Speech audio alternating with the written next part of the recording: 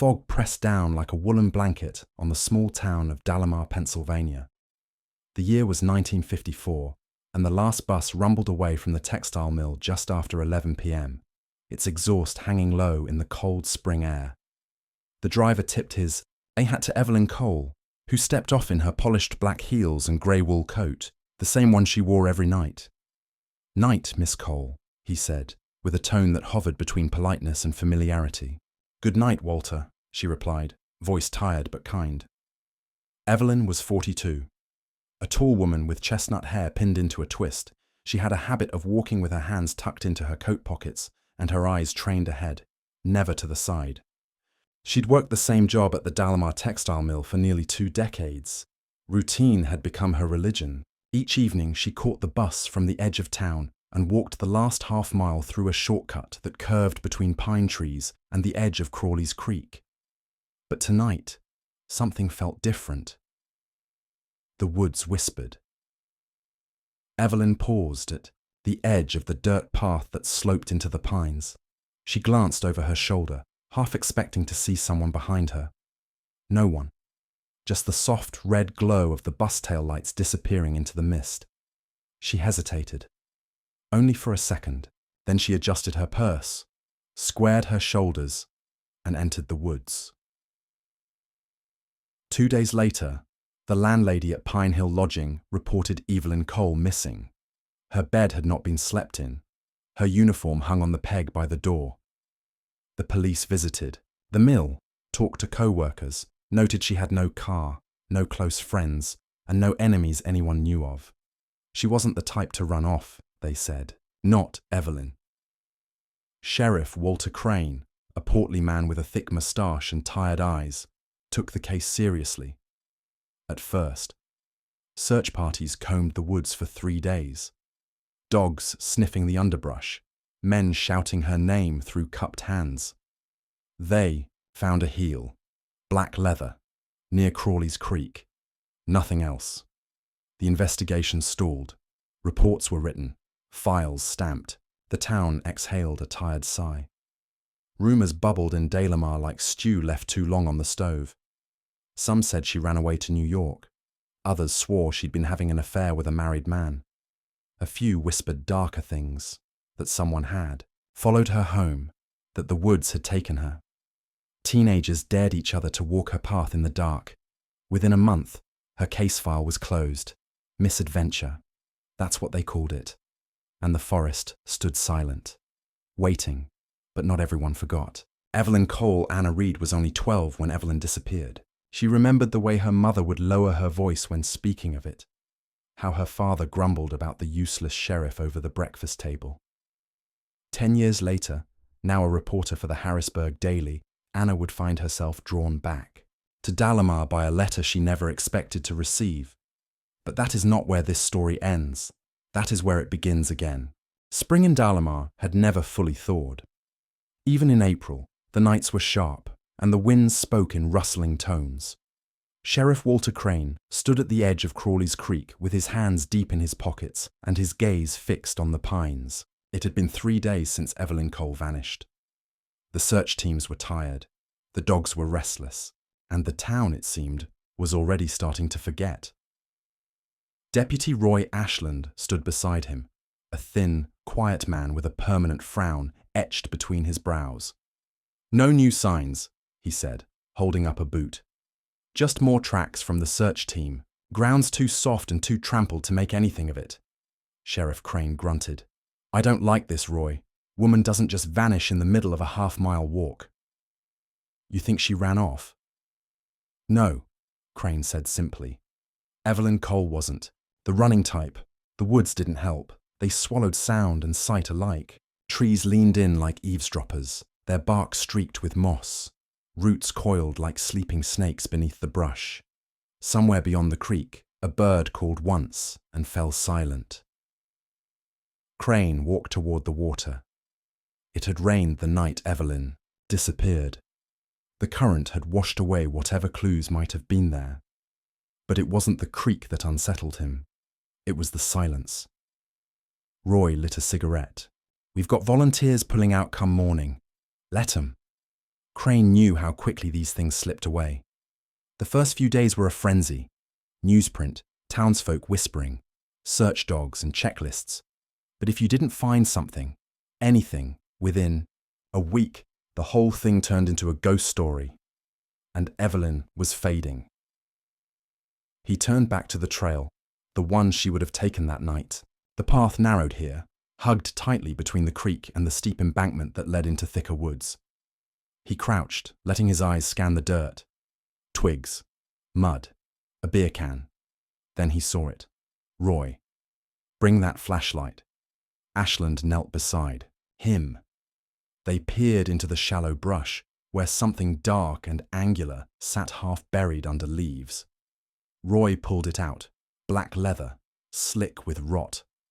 A heel, matches the one we found by the water, Roy said. Crane nodded slowly. She made it this far. He stood and turned to face the trees. He tried to picture Evelyn walking here, her coat buttoned tight, footsteps brisk. Did someone wait here, step out of the trees? Was it someone she knew? Something caught in his throat. Not fear. Not guilt. Dread. Later that night, Crane sat in his study, staring at the map of Dalemar pinned to his wall. A red circle marked the creek. Another marked the mill. Between them, a jagged line of pines and bramble. He took a sip of whiskey and rubbed his eyes. He thought about the last woman who went missing, Marla Jennings. 19. Vanished in 52. That one was easier to brush off. She was younger. Rumors of boys, of running off to Baltimore. Her mother insisted she'd been taken. Crane hadn't believed her. Now he wasn't so sure. He picked up the phone and dialed Roy. I want you to check the Jennings file tomorrow. Every page, every note. We might have missed something. Roy hesitated. You think they're connected? Crane stared at the woods outside his window. He didn't answer. He didn't have to. By the end of April, Evelyn Cole's name had vanished from the front page. The Dalemar Chronicle ran a story titled Unanswered Questions Remain in Missing Woman's Case, a 2-paragraph summary buried beneath the town fair schedule and a recipe for rhubarb pie. Sheriff Crane issued a statement, dry and careful. At this time, no evidence points to foul play. The search has been suspended pending further leads. In the town's collective memory, Evelyn became an echo, a woman who simply walked into the woods and never came out. A cautionary tale, a faded photograph in the break room of the textile mill, except for one person. Anna Reed stared at the yellowed news clipping pinned to the corkboard above her desk at the Harrisburg Daily. The grainy image showed Evelyn in profile, smiling politely under a caption that read, Missing mill worker, Dalemar police seek public help. Anna had cut it out 10 years ago, the day after Evelyn vanished. She was 12 then, living just 6 houses away from the boarding house where Evelyn had rented room 3. Her memory of Evelyn was sparse. Quiet greetings on the street, the faint scent of lavender, the click of heels on cobblestone. But her disappearance had left a deep mark on Anna, not just fear, injustice. Now, 22, and working as a junior reporter, Anna had all but forgotten that clipping until the letter came. Arrived in a plain envelope, addressed in blocky handwriting with no return address. The postmark was smeared. Inside, a single sheet of paper read, You were right not to forget her. If you want to know the truth, come back. Start where she stopped. Enclosed was a map of Dalemar, hand-drawn. A red X marked Crawley's Creek. Anna returned to Dalemar. 2 days later, the train ride twisting through hills and grey stretches of farmland.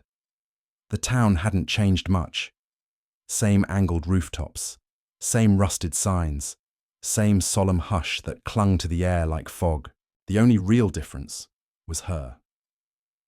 She checked into the Dalemar Inn, a converted Victorian house near the edge of town, then walked straight to the sheriff's office. Sheriff Crane was gone, retired last year after a stroke. In his place sat a younger man named Malcolm Pierce, all sharp cheekbones and suspicion. I'm not reopening a cold case for nostalgia, he told her flatly. It's more than nostalgia, Anna replied. She handed him the note. This was mailed to me. Someone knows something. Pierce scanned the letter, then set it down with a sigh. This could be a prank, a sick one, or a lead. He didn't respond. Instead, he pushed the paper back toward her. Dalemar's not the kind of place that likes its past dug up, Miss Reed. Anna smiled. Good thing I brought a shovel. That evening, Anna walked the trail Evelyn had taken the night she vanished. The woods were quieter than she remembered. Older. The air hung heavy with the scent of pine and loam. Somewhere in the distance, a whippoorwill sang once, then fell, silent. She followed the trail to Crawley's Creek and stood at the edge of the water. The moon hung low, its reflection rippling in the current. She knelt down and touched the ground. The soil was soft beneath her fingers, damp from recent rain. Her flashlight swept across the underbrush. Nothing out of place, until she noticed a tree trunk carved faintly with initials, EC. She stood, heart racing. Someone had marked this place. Not recently, not weathered enough to be decades old, but not fresh either. As she turned to leave, her light caught something half buried in the mud, a small button. Metal, worn, but ornate, an old-fashioned flourish in its design. Anna pocketed it. Tomorrow she would ask about Evelyn's coat, and she would find room 3. Dalemar had buried Evelyn Cole. Anna Reed intended to dig her back up. The door to room 3 creaked open with a protest of rusted hinges. Anna Reed stepped inside and was instantly met with the musty scent of age and dust. The boarding house had changed little since Evelyn Cole's time. The wallpaper, faded and water-stained, peeled at the edges like old skin. A narrow bed with a brass frame stood in the centre of the room, and beside it, a dresser with a cracked mirror. Anna's fingers brushed the windowsill, where grime had built up in the corners. Through the glass, she could just make out the trees of Crawley's Creek in the distance. The landlady, Mrs. Kearney, a stooped woman in her 70s, hovered behind her like a ghost. Didn't change a thing after she disappeared, Mrs. Kearney said. Felt wrong somehow, like the room was still waiting for her. Anna turned to her. You kept it untouched for 10 years? A few stayed in here since, but never long. They said it felt off. Cold. I don't rent it out anymore. Just clean it every spring. Anna moved to the dresser and slowly opened the top drawer. Inside were yellowed papers, an old comb, and a delicate lavender sachet long since dried. Beneath the lining paper, her hand brushed something harder, flat and cold. A key. She held it up. It was small, bronze, with a worn tag that simply read, Locker 11. This wasn't yours? Anna asked. Mrs. Kearney shook her head. Not mine. Not from here. Anna pocketed it. The next morning, Anna visited the Dalemar textile mill. The building still loomed over the edge of town like a great brick giant, though much of it had been shuttered. The foreman, a burly man named Lowell Briggs, met her with crossed arms and wary eyes. You're poking around in old wounds, Miss Reed, he said. Folks don't appreciate it. I just have questions, Anna said, offering him the key. Does this belong to one of the lockers in your mill? He glanced at it, then reluctantly nodded. That's one of ours. Locker 11. Evelyn's, I think. He led her through the echoing corridors of the mill. Dust motes danced in the shafts of morning light pouring through the high windows. The locker room was a row of metal doors, each bearing a number. Number 11 was toward the end. Anna inserted the key and turned. It clicked open with a sigh. Inside, a faded cardigan hung from a hook. On the shelf above it, wrapped in brown paper and string, sat a small bundle. Anna untied it carefully. Inside were 5 photographs. One showed Evelyn standing beside another woman, both smiling, arms linked. Another showed a group of women seated at a table in the mill's lunchroom. The third, Evelyn walking in the woods, her back turned. The fourth was a blurry image of the same trail leading to Crawley's Creek. The last one stopped Anna cold. It was a photo of Evelyn's room. Room 3. Taken from outside the window. Someone had been watching her. Anna showed the photographs to Sheriff Pierce. He rubbed his jaw, frowning. These could have been taken by anyone. But someone took them. And the one of her window. That's not casual. That's surveillance. Pierce folded his arms. All right, maybe someone was watching her, but that still doesn't tell us who. Anna stared at the images. One of the women in the lunchroom photo looked familiar. She had dark eyes and a wide, cautious smile. Her name scratched the edge of Anna's memory. Do you recognize her? She asked. Pierce squinted. Looks like Martha Dunning. She worked here back then. Lives up on Tully Hill. Still around last. I heard. Anna's heart quickened.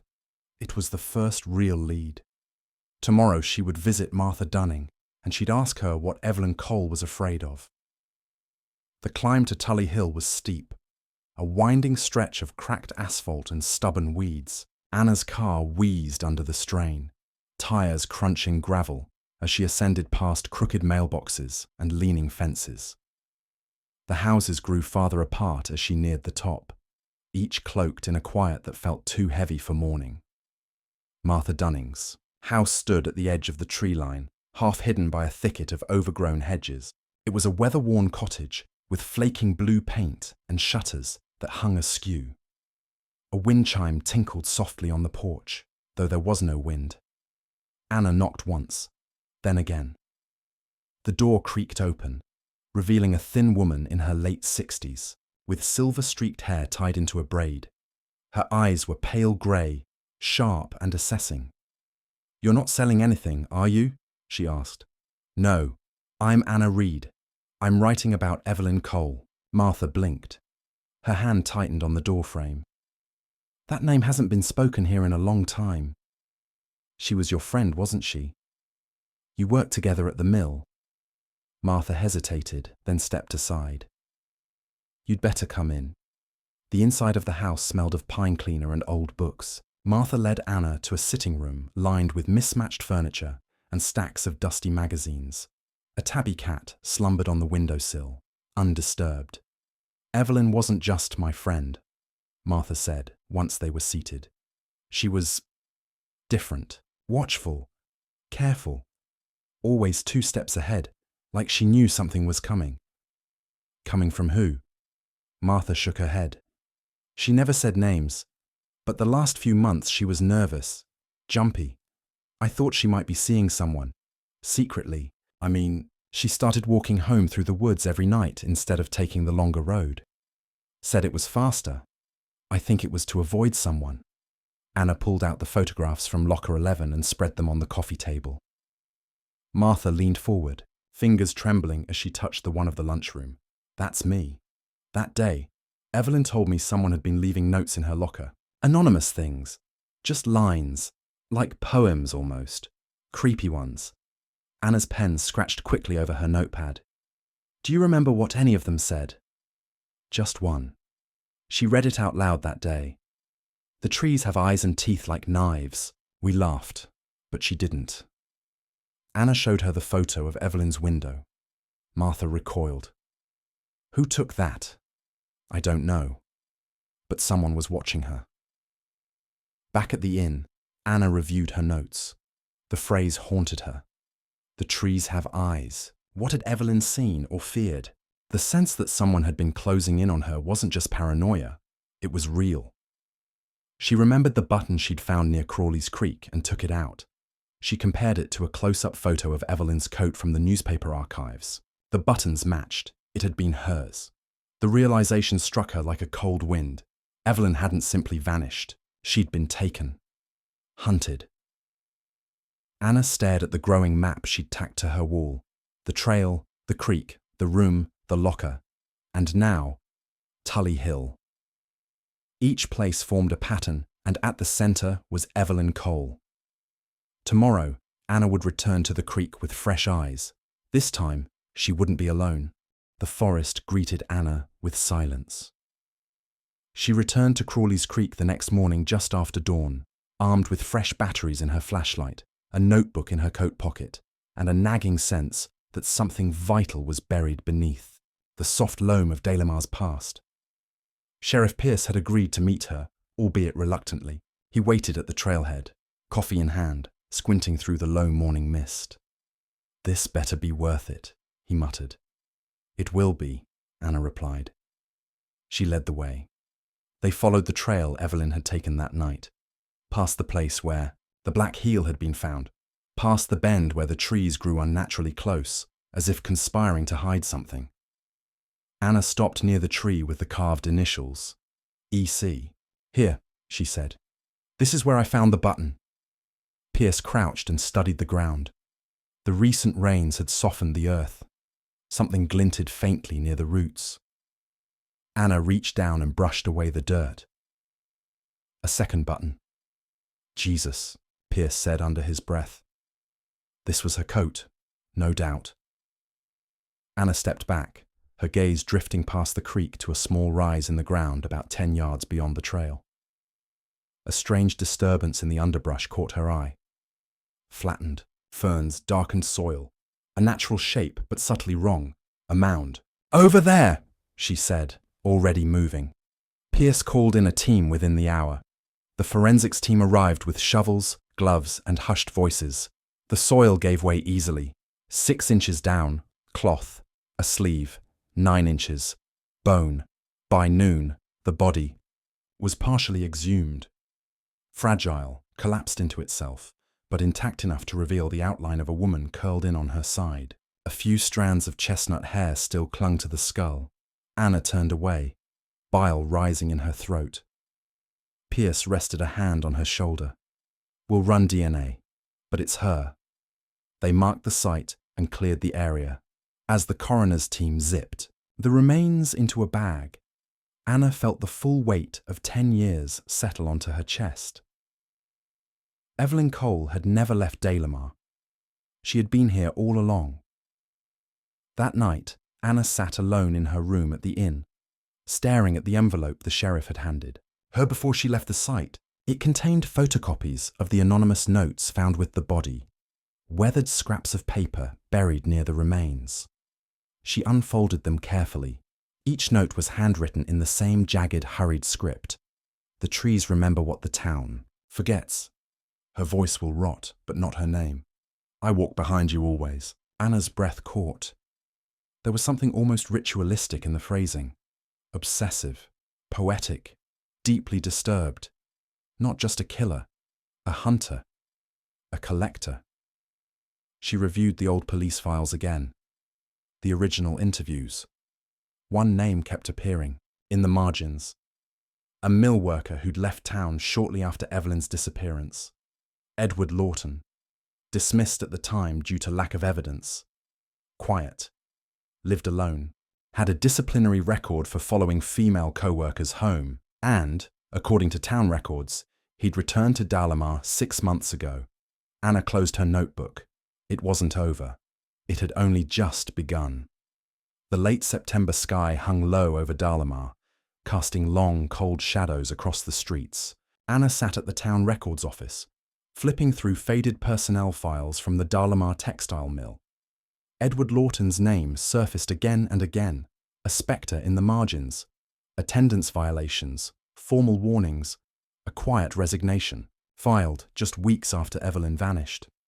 She tapped her pen against the desk. "There's always a trail," she whispered, "even when no one wants to see it." Sheriff Pierce hadn't wanted to reopen old wounds, but with the body confirmed as Evelyn, Cole and the notes matching Lawton's handwriting from a previous police file, he had no choice. Anna accompanied him to the old Greystone trailer park just outside town limits, where Lawton had reportedly rented a mobile home 6 months ago. The park was nearly deserted, a half-abandoned sprawl of sagging trailers and rusted bikes. They found Lawton's unit at the far end, number 9, its windows covered with blackout curtains and a line of empty bird feeders swaying from the porch rail. Pierce knocked. No answer. He knocked again, louder. "Edward Lawton," he called out. "Dalemar, Sheriff's Department. We need to ask you some questions." From inside came the shuffle of footsteps. The door creaked open slowly. Lawton appeared, gaunt and pale, with greasy hair that clung to his temples and eyes like unwashed marbles. "I haven't done anything," he said. "We'd like to talk anyway," Pierce replied. Inside, the trailer was dim and claustrophobic. The air was thick with the smell of mildew and something metallic. Anna scanned the room. An ancient recliner, piles of old newspapers, a bookshelf stacked with crime novels and notebooks. One notebook lay open. She stepped closer. The pages were filled with lines written over and over again. She walked through the trees. She never looked back. "The trees know her name." "I was only following." Pierce cleared his throat. "Edward, do you remember Evelyn Cole?" Lawton stared at the wall. "Pretty girl, nice voice, she always smiled." "Did you follow her home? From work?" A pause, then a slight nod. "Why?" "She needed someone to protect her. From him." Anna's pulse quickened. "From who?" Lawton's mouth twitched. He looked at her for the first time. "You don't know. You really don't know." Pierce exchanged a glance with Anna. "Who are you talking about?" she pressed. Lawton stood up abruptly and crossed to a cluttered cabinet. He rummaged for a moment and returned with a photograph. Bent, faded, taken with an old Polaroid. A man in coveralls stood behind Evelyn at a mill picnic, mid-laugh, his hand on her shoulder. Anna leaned in. "Who is this?" "Roy Calder," Lawton said, almost whispering. "Night manager. He knew where she walked. He told me to keep an eye on her, said it was for her safety. But then she started, looking scared, said she was going to tell someone." "And did she?" Lawton shook his head. "She disappeared, and then he disappeared." Pierce frowned. "I thought Roy Calder died in a car crash." "That's what they said. But there was never a body." Anna felt the world shift slightly beneath her. What if Edward wasn't the predator? What if he was the witness? She left the trailer with more questions than answers, and a new name to chase, Roy Calder. The story was unraveling, and something dark waited at the center. The scent of rain clung to the air the next morning, and the trees whispered under the shifting wind as Anna pulled her car up to the edge of Millstone Cemetery. She stepped out, boots crunching gravel, the chill curling into her collar. There, buried beneath a false name and a cheap marble headstone, was Roy Calder, or so the town believed. She stared at the grave marker, Ray Carter, 1921-1954. "A lie carved in stone," she murmured. Anna had spent the night combing through hospital records, insurance forms, and accident reports. Nothing matched. No coroner, no death certificate, no body ever recovered. Just an empty coffin and a hastily arranged funeral held 2 days after Evelyn vanished. She called Pierce from the cemetery. "You were right," she said. "There's no proof Roy Calder died. He just disappeared. Like she did." Pierce sighed. "Then we've been chasing the wrong man for 10 years. Later that afternoon, Anna visited the Dalemar Public Library. She asked for microfiche records from 1954 and flipped through grainy newsprint, headlines whispering ghost stories from a town that had long buried its secrets. She found a small piece in the Dalemar Herald dated October 5th. "Local mill worker dies in tragic car crash." But the article was sparse, strange. No location. No mention of the accident itself. Just a photo. Roy Calder's stern face beneath the headline. And a single line. "Funeral to be held privately." She turned the page. Something had been cut out. An entire article missing. Anna's hands trembled. She checked the town records again. The owner of the mill in 1954. A man named Stephen Danton, Roy Calder's uncle, a cover-up. That night, Anna returned to the mill. The building had long since shuttered. Rusted tools and decaying machines left behind like bones in a carcass. She entered through the broken side door, flashlight sweeping through the dark. She passed Evelyn's locker, past the break room, into the boiler room. It was colder there, a different kind of cold. One that lingered. The walls were scorched with time, but something glinted in the corner. She crouched down and found a tin box buried beneath an old tarp. Inside, photographs, brittle and yellowed. Evelyn, looking over her shoulder. Notes, letters. One read, "You said no, but I'll wait. I always wait." Another, "No one else can have you. Not even death." Footsteps creaked above. Anna froze, then silence. She slowly rose, backing toward the door. A figure stood in the hallway, half hidden by shadow. "You shouldn't be here," a voice rasped. Anna raised her flashlight. It was Lawton. He looked more frightened than she was. "He's still alive," he whispered. "I saw him last winter, near the river trail. He watched me for an hour, didn't speak, just watched." Anna's breath hitched. "You're sure?" Lawton nodded. "He never died." That night, Anna didn't sleep.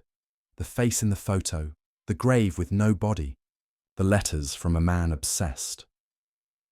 Roy Calder was alive, and he had killed before. She had no doubt he would kill again. But why return now? Anna stared at the final note from the tin box. "The pines remember, and so do I." She taped it to the wall, beside her map. The trees, always the trees. They had watched Evelyn. Now they watched Anna. She would return to them, but this time she'd go prepared. The woods stood still, cloaked in silence. Even the birds seemed to know what waited beneath. Those towering pines. Anna stood at the edge of the tree line, hand resting on the grip of her flashlight, the other clutching a map she'd marked with red X's, locations tied to Evelyn's final days, to Roy's habits, and to the whispers of the town's forgotten trails. She took a breath and stepped in. By early afternoon, Anna had reached the first site, a collapsed shack once used by mill workers during night shifts.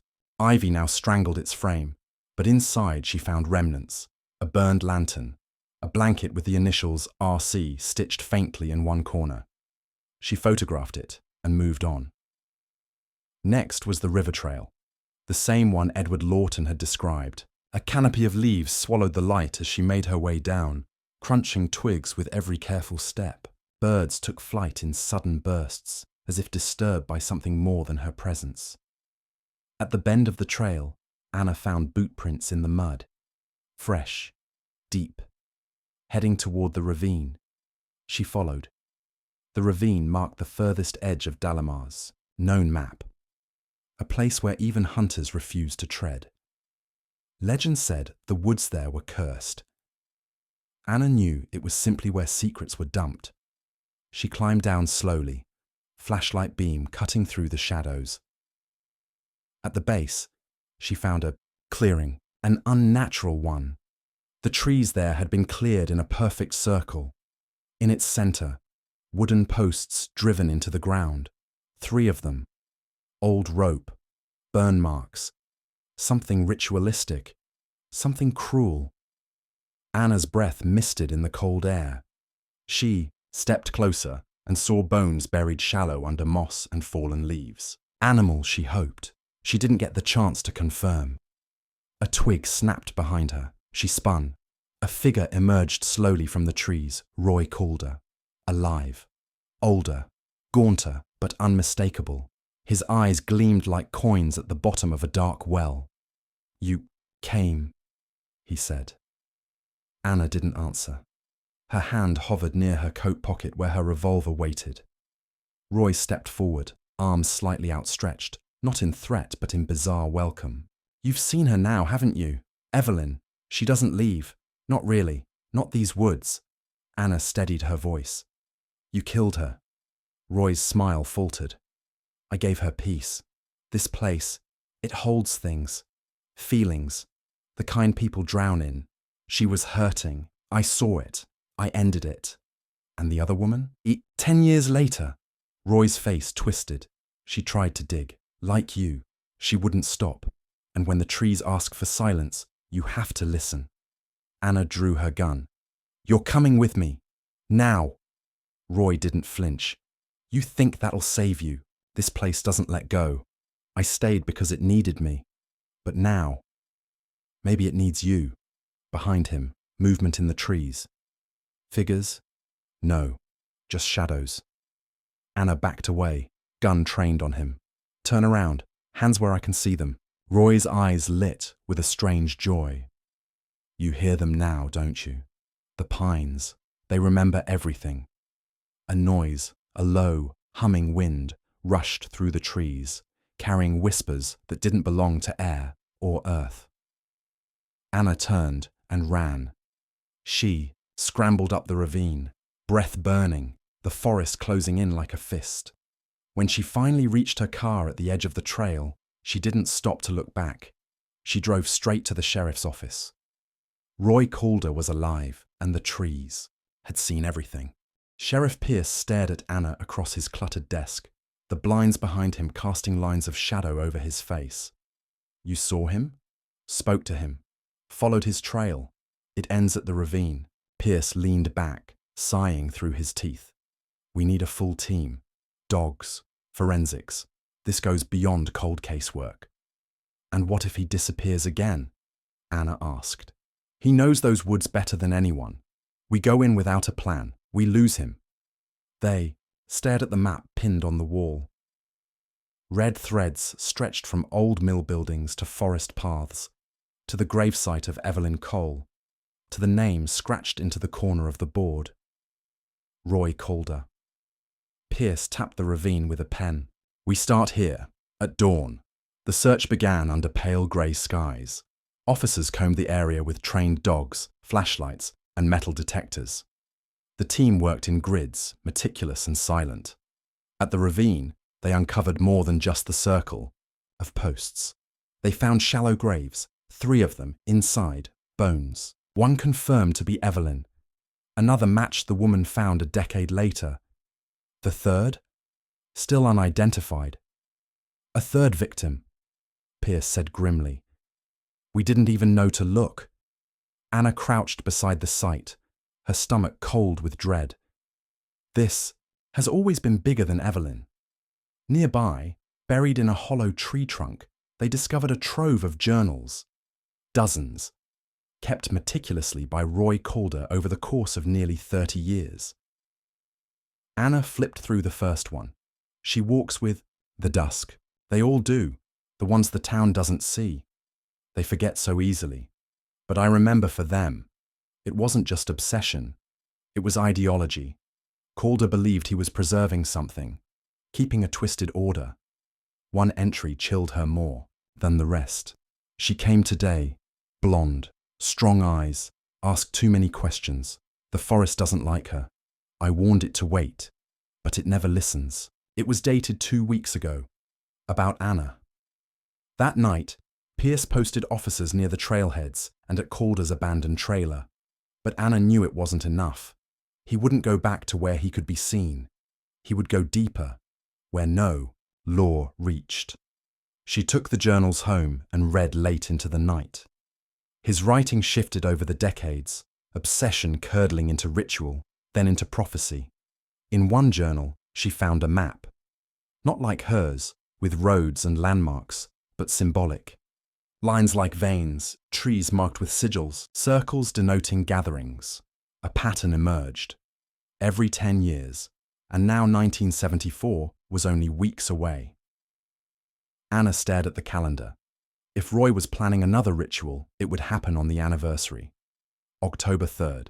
Only 6 days left. And they still didn't know who the third victim was, or who might be next. She returned to the mill one final time. There, hidden beneath a loose tile in the floor of the old foreman's office, she found a photograph. 3 women, Evelyn, the second victim, and a third woman, standing slightly apart. Anna turned the photo over. Miriam Hensley, summer 54. She raced to the town archive. No record of Miriam Hensley after 1954. No obituary. No marriage license. Just a sudden erasure. She was the third. Forgotten. But Roy hadn't forgotten. He had remembered all of them. And he wasn't done. The wind carried the first crisp signs of October through Dalemar's narrow streets. Children whispered ghost stories they barely understood, and shopkeepers hung up paper skeletons and faux spiderwebs. No one remembered what had happened 20 years before. But Anna did.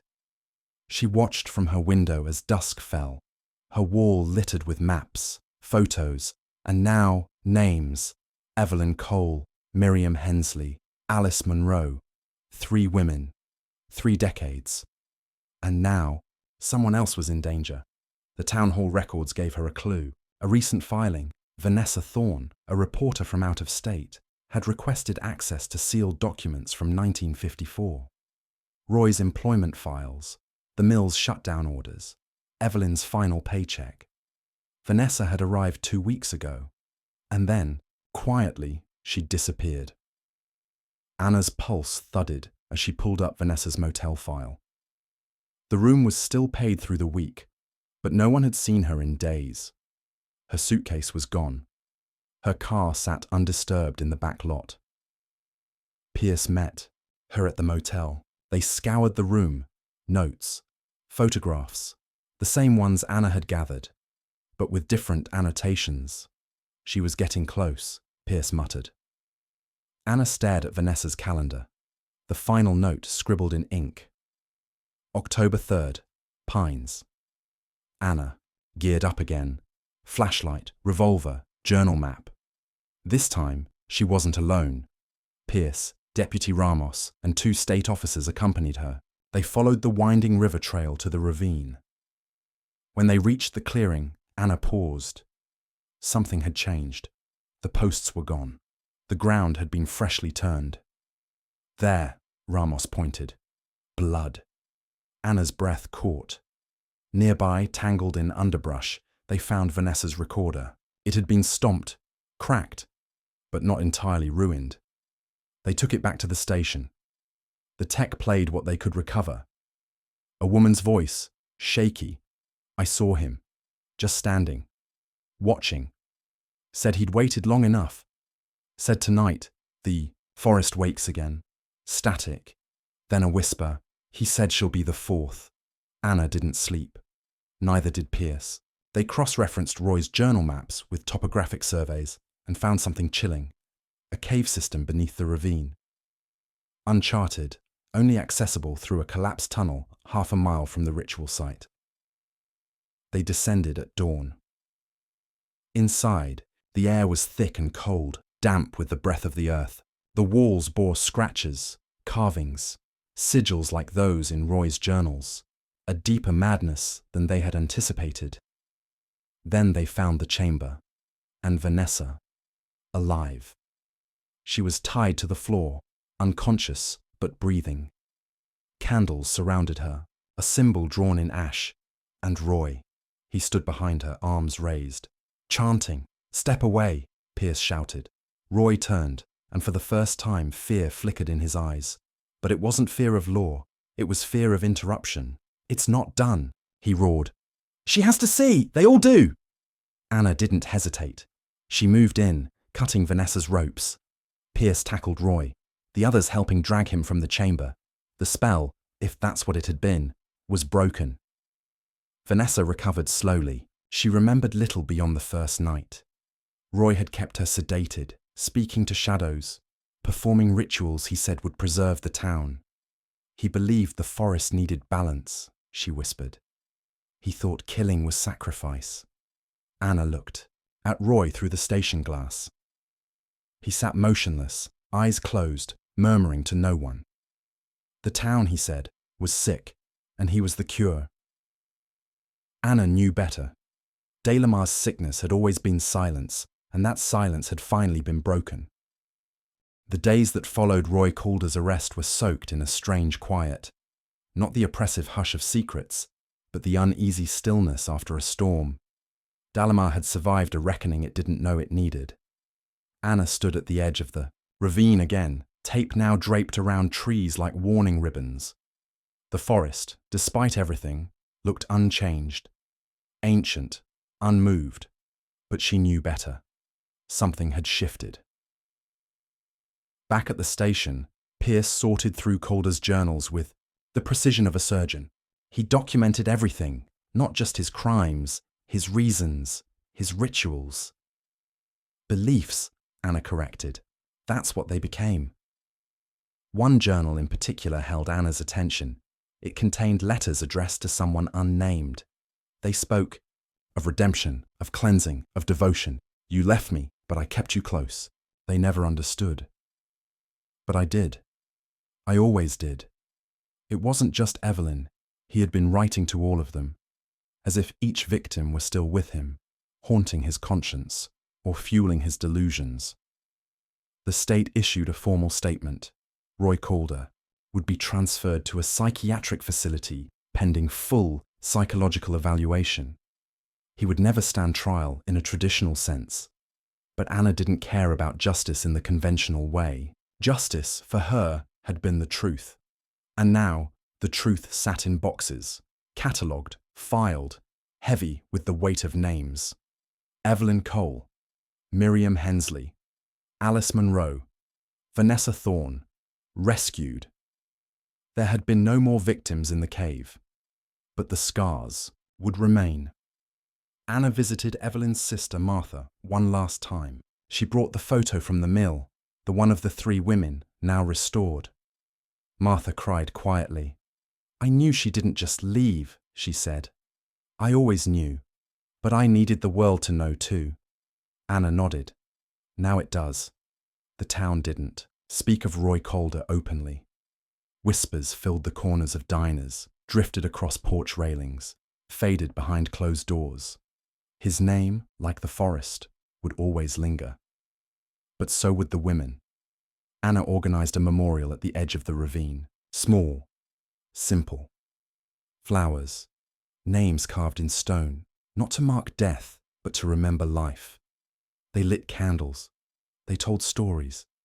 They said their names aloud, and in that act, the town took its first step toward healing. Anna stood beneath the pines one final time. The trees still whispered, but now they whispered truth. And truth, she had learned, was the loudest sound of all. The chill of mid-October settled over Dalemar like a final breath exhaled from the forest. Stores took down their Halloween decorations with less enthusiasm than they'd put them up, as if some collective dream had come to an end. Anna walked the main street, her coat drawn tight, each window she passed reflecting a town struggling to feel normal again. But she knew too much. The ordinary had fractured. Pierce joined her outside Marlin's cafe, handing her a steaming cup of coffee. They offered me early retirement, he said with a wry smile. You taking it?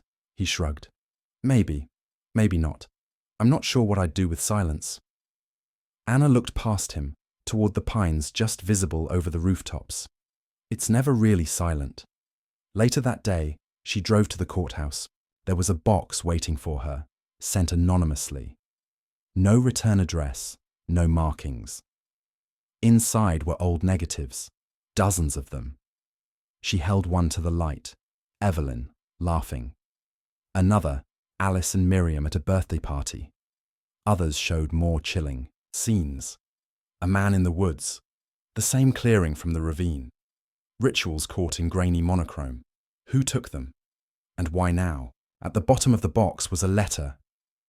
You don't know everything, but you're close. The pines remember more than you think.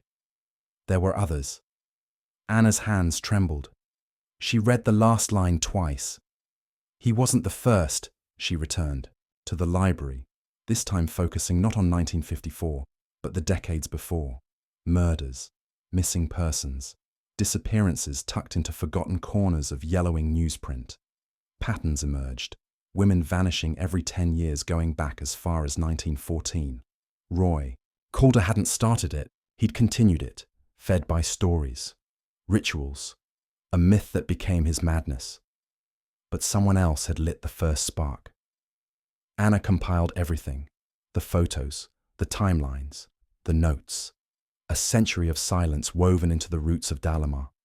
She met Pierce that night by the old quarry, another place whispered about in local legend. Together, they trace back paths, maps, tunnels. A new question had risen from the ashes. Who taught Roy Calder? And was that teacher still out there? That night, Anna sat at her desk, the new map unfolding like a spiderweb across her wall. She marked 10-year intervals in red. Beneath them, dates began to appear in black: 1914, 1924, 1934, each one with a name, each one with a missing woman. She stared at the list. 16 names. The pattern was older than anyone knew, and if it held, another would vanish in 1964, unless she stopped it first. Anna turned back to the final line of the letter. He wasn't the first, she whispered aloud. Then, who was? The snow came early that year. Just a dusting at first, delicate flakes settling over the rooftops of Dalemar like a hush. But it brought with it a different kind of chill. One that came not from the wind, but from the past. Anna spent her days, buried in microfilm and forgotten county records, peeling back layers of history that had been sealed with time. She combed through every birth, death, and disappearance in the region going back to the early 1900s. Each thread she pulled unraveled more. Then she found it. A coroner's report from 1914. A woman named Clara Whitmore, 38, schoolteacher, reported missing. Her body never recovered. Local rumours dismissed as hysteria. The report was signed by a familiar name, M. Calder. A relative, Anna whispered. She brought the report to Pierce, Martin Calder, he confirmed. Roy's grandfather. He was the town physician before World War I. Anna paced. If he signed the report, he might have known more. Or worse. You think he started this? I think he may have believed in something and passed it on. Anna visited the ruins of the old Calder house, a farmhouse long since left to decay. Its roof had collapsed and nature had reclaimed most of it, but the foundation remained. In the basement behind crumbling mortar, she found a trunk. Inside, journals, more precise than Roy's, more clinical. Drawings of symbols, anatomy, and notes about the ritual of preservation. To preserve the town is to feed its foundation. The pines grow stronger with each soul reclaimed. This is not death. It is continuation. A line was underlined in red. She must be willing, or the forest will resist. Anna shared the journals with Pierce and Ramos. Together they saw the truth. Roy had inherited more than madness. He had inherited a doctrine. Each disappearance had been planned, calculated, passed like a dark heirloom from generation to generation. It explained the patterns, the precision, and perhaps the next one had already been chosen. A break came unexpectedly. Anna received a call from an archivist in upstate New York. They had cross-referenced her requests with an unsolved case from 1964 in their region. A girl named Eleanor Darrow had vanished while visiting her cousin in Dalemar. The case had never been connected. Anna's stomach dropped. The pattern hadn't just stayed in Dalemar, it had spread. And perhaps the network was wider than she'd imagined. That night, Anna sat in her kitchen, staring at Clara Whitmore's photo, the first name, the first victim. She no longer believed in coincidence. She believed in legacy, and she knew, without doubt, that someone else out there still believed too. In the shadows beyond Dalemar, far from the reach of street lamps and quiet roads, someone lit a candle. The flame flickered over a page torn from an old book, a symbol scrawled in ink. The voice was low, steady. 10 years, 10 more. The ritual wasn't over, it had only changed hands. The snow deepened in Dalemar, blanketing the town in silence. Beneath that stillness, however, new roots were stirring. Anna knew there would be no rest. Not yet. The darkness hadn't been vanquished, only revealed. She spent her mornings combing through obituaries, property records, and travel logs. She wanted to find anyone tied to Martin Calder's lineage or to the rituals he had sown into the land. The deeper she dug, the clearer it became. There was a second family, not by blood, but by belief, a network of followers, people who shared. The ritual passed in whispers from one secluded community to another. What had started in Dalemar had taken hold elsewhere, and Anna had just scratched the surface. One letter, hidden inside Martin's oldest journal, changed everything. 2. The Keeper in Norwich. The forest remains fed. As always, we await the next bloom. Norwich, Vermont. Anna packed a bag and left that night. Norwich was smaller than Dalemar, but older. Its records were harder to trace, tangled in local myths and oral histories. But Anna found remnants. A private school closed abruptly in 1965, rumours of a vanished headmistress, strange gatherings held under the full moon. At the local historical society, she met a retired librarian, Agnes, who remembered the whispers. We called them the Birch Circle. Never knew what they did, only that young women disappeared when they met, not often, once a decade maybe. But it happened. Anna's breath caught. The pattern had held. She traced the line from Dalemar to Norwich, then further west, town by town, year by year. Always the same signs: disappearances, a clearing, a name hidden behind initials. The pines weren't the only ones that remembered. Returning to Dalemar, Anna brought her findings to Ramos and Pierce. Together, they drafted a report for the FBI. Cult activity, unsolved murders spanning a century. The Bureau took it seriously. Within weeks, task forces were dispatched to 3 other towns. Graves were unearthed, bones identified. Stories long buried came to light. But Anna's work wasn't finished. She stood one final time in the ravine where Evelyn Cole had vanished 10 years earlier. The snow was untouched. The pines, tall and still. Anna whispered the names of every victim she could remember. "You're not forgotten. Not anymore." Behind her, Vanessa Thorne stepped forward. "Neither are you." They stood together as the wind sighed through the trees. 1 year later, a book arrived on Anna's doorstep. Anonymous. Bound in leather. Its cover marked with the same pine symbol. Inside, handwritten pages told stories, first-person accounts, from women who had escaped. Others had survived. Others were fighting. Anna opened to the last page, a single sentence in faded ink. "You were never alone." She closed the book, and for the first time in a long time, she believed it.